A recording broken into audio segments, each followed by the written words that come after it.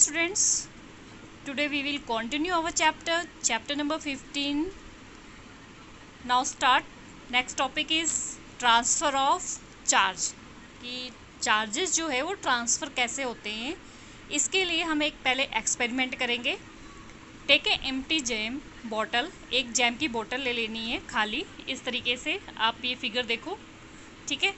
उसके बाद क्या करना है कि उसके ऊपर ऐसा कार्डबोर्ड लगाना है जो बॉटल के मुंह से बड़ी हो। आप यहाँ पिक्चर में देख पा रहे हैं कि जो कार्डबोर्ड लगा हुआ है वो जैम की बॉटल से क्या है, बड़ा है, ठीक है। उसके बाद एक होल कर लेना है, उसमें मेटल की जो है पेपर क्लिप इंसर्ट करनी है। यहाँ पर आप पिक्चर में देखो, यहाँ पर, ठीक है, ये एक होल कर लिया इस कार्डबोर्ड में और उसके साथ मेटल की स्ट्रिप्स जो है उसको अंदर इंसर्ट करनी है। नेक्स्ट, जब आपने मेटल की क्लिप को इंसर्ट किया, साथ में जो है एल्यूमिनियम जो स्ट्रिप्स है, इस एल्यूमिनियम स्ट्रिप्स को, एल्यूमिनियम की पतली पतली स्ट्रिप्स को इसके साथ लगा देना है।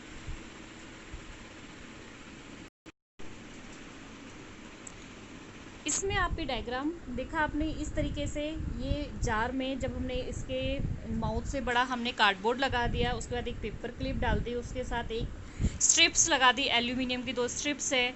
उसके बाद ये रिफ़िल जो है इसको चार्ज करके हमने टच करना है, तो हम ये ऑब्ज़र्व करेंगे कि ये जो दोनों एल्यूमिनियम की स्ट्रिप्स लगी हुई हैं एक दूसरे को रिपेल कर रही हैं। सेम ऐसे ही हमने कोई और चार्ज बॉडी लेनी है और उसके बाद यहाँ पर इससे टच करेंगे तो देखेंगे ये एक दूसरे को क्या कर रही हैं, रिपेल कर रही हैं। ये एक सिंपल इलेक्ट्रोस्कोप है जिससे हमें पता चल रहा है कि ये जो एल्यूमिनियम स्ट्रिप है इस चार्ज बॉडी के थ्रू इसमें भी चार्जेस आ जा रहे हैं और ये दोनों सेम थिंग्स है, तो इसका मतलब दोनों में सेम चार्जेस है और सेम चार्जेस एक दूसरे को क्या कर रहे हैं, रिपेल कर रहे हैं।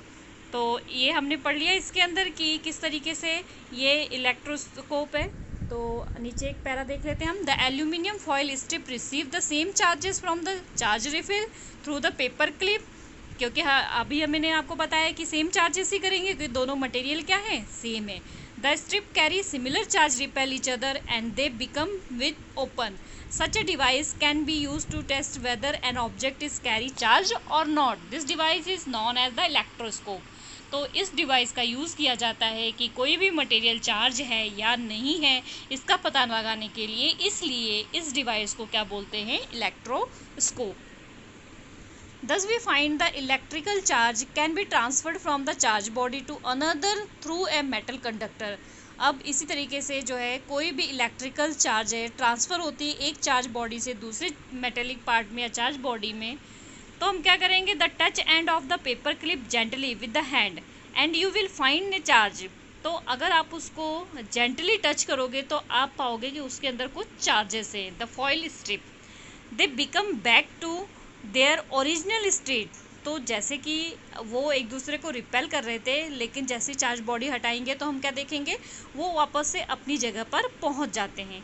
Repeat charging of the foil strip and touching the paper clip every time you will find the foil strip calls and as soon as you touch the paper clip with hand. Why does it happen? The reason is the foil strip loss charges to the earth through your body. We say that the foil strip are discharged. The process of the transferring of charge from a charged object to earth is called earthing. तो ऐसा बार बार क्यों हो रहा था कि अगर हम उस बॉडी को जो स्ट्रिप्स थी उसको अगर हम टच कर दे रहे थे तो बाद में उसके अंदर जो रिपेल हो रहा था या हमें जो मूवमेंट दिखाई दे रही थी वो दिखना बंद हो जा रही थी। ऐसा इसलिए हो रहा था कि जो उसके चार्जेस हैं हमारे बॉडी के थ्रू जो है अर्थ में चले जा रहे थे।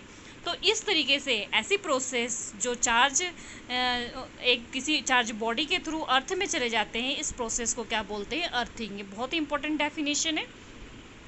Earthing is provide in building to the protect us from the electrical shock due to any leakage of electrical current. इसके बारे में आप क्लास 10th में डिटेल पढ़ोगी कि कैसे होता है। मैं जनरली आपको थोड़ा सा बता दे रही हूँ कि अर्थिंग जो होती है, जब मकान वगैरह बनते हैं तो उस टाइम क्या होता है कि कॉपर की वायर लगा के एक प्लेट जो है वो ज़मीन के नीचे साथ में गाड़ दी जाती है फ्यूज़ के साथ कनेक्शन करके, और उसको जो है जब हमारे अप्लायंसेस जैसे कि फ्रिज होता है, कूलर होता है, बाय चांस जब उसमें कोई तार में प्रॉब्लम आ जाए और वो हमारे जो इलेक्ट्रिकल बॉडी होती है उसको टच कर जाए, तो करंट ना लग के वो सारी अर्थिंग के थ्रू क्या होता है, अर्थ में चला जाता है। ठीक है, तो इससे करंट लगने से बच जाते हैं। जैसे कि अगर कोई उसको पर्सन टच कर रहा है तो उसको करंट लगने से वो बच जाता है।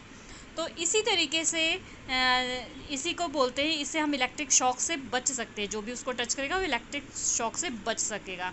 लेकिन इसकी जो है एवरी ईयर जो है देखना पड़ता है, चेक करना पड़ता है वायर्स को। क्या होता है, लोग एक बार लगा देते हैं, दोबारा उसको चेक नहीं करते हैं, इसलिए जो है अप्लायंसेस में करंट आ जाता है। तो ये तो मैंने छोटा सा वैसे ही समझा दिया, आप इसको 10th में इसके बारे में डिटेल में पढ़ोगे। नेक्स्ट देखते हैं हम the story of the lighting. It is now possible to explain lighting in the term of the charge produce by the rubbing. ये पॉसिबल नहीं था कि हम लाइटिंग को सिर्फ रबिंग के थ्रू जो है समझा दें कि इस तरीके से रब कर दो तो ऑब्जेक्ट जो है चार्ज हो जाए, इस तरीके से लाइटिंग होती है।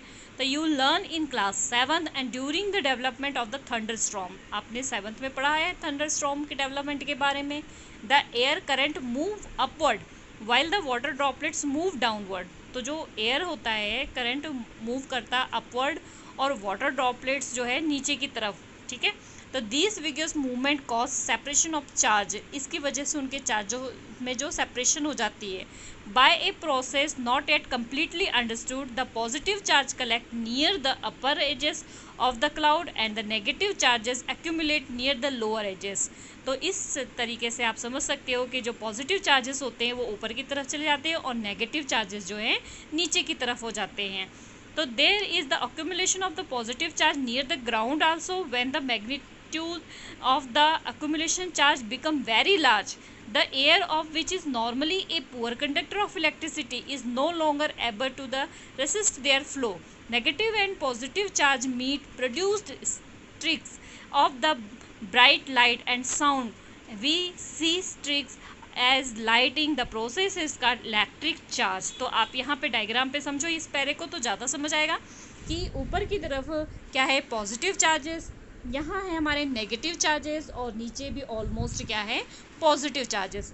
जब एयर यहाँ से चलती है ऊपर गई एयर तो ये जो पॉजिटिव चार्जेस है इनसे टकराए, ये नेगेटिव चार्जेस इनसे टकराए, इस वजह से इनकी टकराने की वजह से जो है प्रोड्यूस होती है वो क्या लाइटिंग प्रोड्यूस होती है। तो इस प्रोसेस को हम इलेक्ट्रिक चार्ज कहते हैं। ठीक है, next the process of the electric charge can be occur between 2 or more clouds or the between clouds and the earth. Today we need not get the frightened by the lighting like the ancient people did. Now we understand the basic phenomena. Scientists are the trying hard to improve our understanding. However, lighting strike could destroy life and property. It is therefore the necessary to take measure to protect ourselves.